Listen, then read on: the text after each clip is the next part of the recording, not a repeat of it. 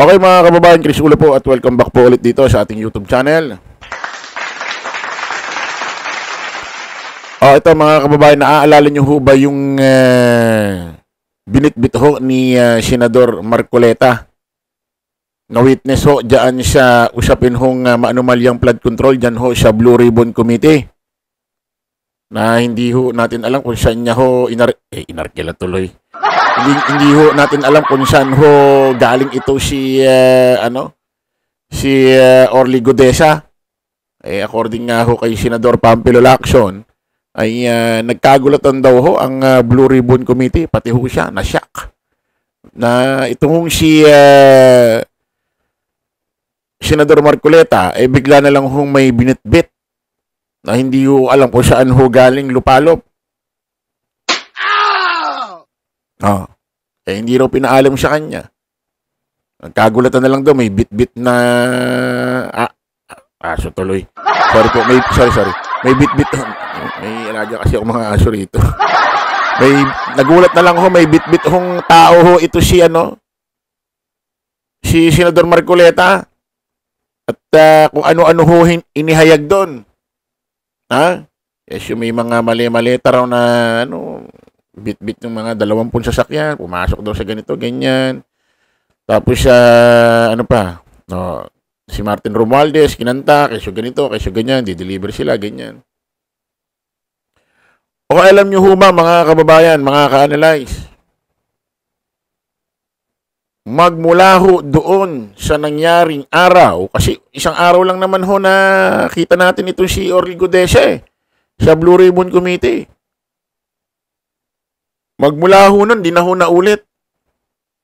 Alam nyo ho ba mga kababayan, mga ka-analyze, magmula nun na umatin ho, binitbit ni Senador Marcoleta etong si Orly Godesa doon ho sa hearing ng Blue Ribbon Committee sa usaping maanumalyang flood control, hanggang ngayon ginagawa ko hong bidyong ito.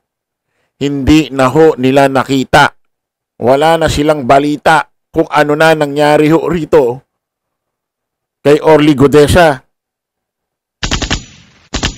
Basahin muna natin ito bago tayo may panooring video. Nako po. Hilong-hilo na ang DOJ ngayon. Inihayag ni Senate President Vicente Tito Soto III sa isang panayam sa programa ni Ted Pailon and DJ Chacha na hindi na umano mahagilap si Orly Godesa, ang retired Marine soldier at surprise witness na humarap sa Blue Ribbon Committee hearing kamakailan. Ayon kay Soto, tinawagan niya si dating Department of Justice DOJ Secretary Jesus Crispin Boying Rimulya para tanungin kung nasa na si Godesa nang hindi ito sumipot sa DOJ noong Setyembre 26. Abay, sabi ko, hindi ko alam. Hindi namin hawak yun. Sabi raw ni dating Secretary Boying Rimulya. Hindi na sumipot at hindi na mahagilap. May panawagan nga sa kanya na pumunta doon o kumatok man lang sa DOJ. Wala Naglaho, ani Soto, nitong Martes, October 14. Matatandaan nung Setyembre 26 ay hindi sumipot si Godesa sa kanyang nakaschedule na witness evaluation sa DOJ.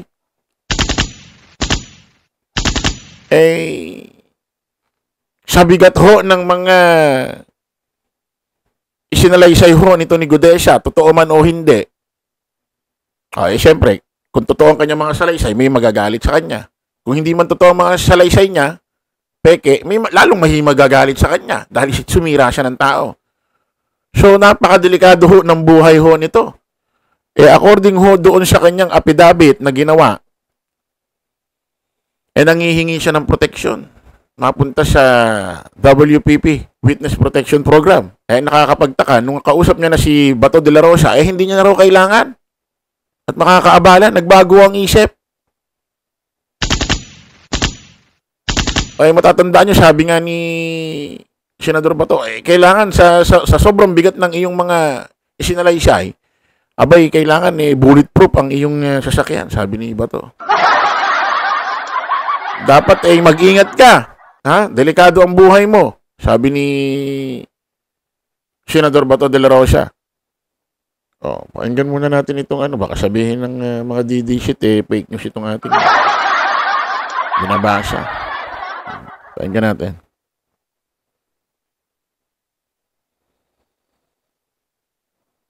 Nasa si Gutesa ngayon. Yun ang hindi namin maalaman. Talagang hilong-hilo ang DOJ doon. Kasi pagkatapos nung nag-testify sa Senate, sabi niya sa affidavit niya, he's fearing for his security, his safety. Kaya di ba, kaya siya lumapit. Di ba? Dahil marami siyang masyadong alam. Ngayon, nung nandoon na, ang sabi niya, hindi rin niya kailangan. Dahil sinasabi sa kanya na yun, sige, we will take you into protective custody. Sabi sa kanya ni Secretary Remulla. Ang sabi niya, hindi ko kailangan, marines ako. Di ba? Tapang na. Oh. Tapos sabi sa kanya ni Secretary Remulla, sige, matend ka bukas pumunta ka sa DOJ bukas sa 9:30 ng umaga. Sabi ganun. Kinabukasan, 10:30, tumatawag sa akin Secretary Remulla, tinatanong sa akin, nasaan na yung testigo niyo? Abay, sabi ko, hindi ko alam. Wala namang, hindi namin hawak yun. Sabi ko, ano yun baga sa sariling walk-in yun hindi na sumipot at hindi na mahagilap. May panawagan nga sa kanya na pumunta. Bakit ang tinawagan ni DOJ Secretary dati, Boying Rimulyo si Tito, hindi ba dapat ang kanyang tinawagan si Senador Marcoleta dahil yun ang nagbitbit kay Orly Gudesa dyan ho sa loob ho ng Senate, dyan sa Blue Ribbon Committee. Ano na nangyari sa taong ito? Aba, tayo concern lamang mga kababayan kasi baka kung ano na nangyari dito. Hindi na ho nakita Ano nangyari dito? Wag naman sana, mga kababayan. Siyempre, ano ba iniisip natin? Aminin natin, may nangyaring masama. Kasi sa bigat ho ng kanyang mga pahayag, inuulit ko, totoo man yon, may magagalit. Kung nanira siya, peki yung sinabi niya, mas delikado. Dahil pwede siyang gantihan. Parehas delikado yun. Totoo man sinabi niya, hindi, nanira, parehas lang delikado. Siguradong parehas may nagalit.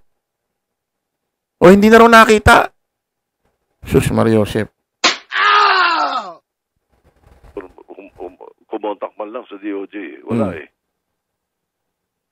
So as far as Naku you're concerned, hindi nyo alam ang whereabouts itong taong ito ngayon? Hindi. Okay. Opo. Sige. Ayan ho, maliwanag mga kababayan. Magmula daw ho nun, hindi na ho, yung hearing ho na yun, hindi na alam kung nasa si Orly Gudesa. Wala man lang daw paramdam, wala man lang daw contact sa DOJ. Hindi na raw alam kung nasan itong taong ito.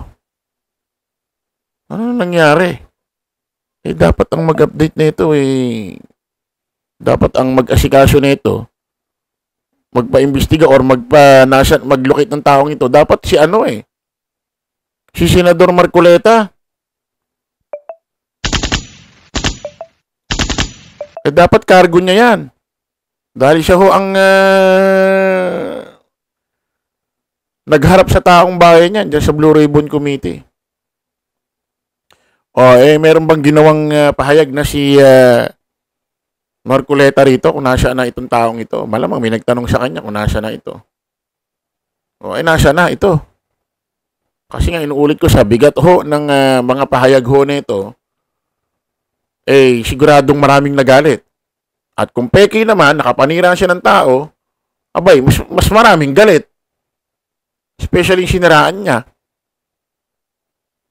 So, delikado ang buhay nito. Hindi mo malaman aminin natin, hindi natin alam kung buhay pa ito.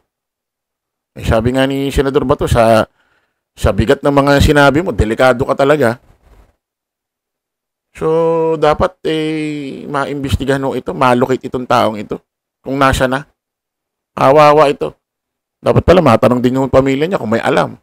After ba ng hearing, nakauwi pa ba yung mister mo sa inyo? Kasi wala na. Kumbaga, concern lang ba?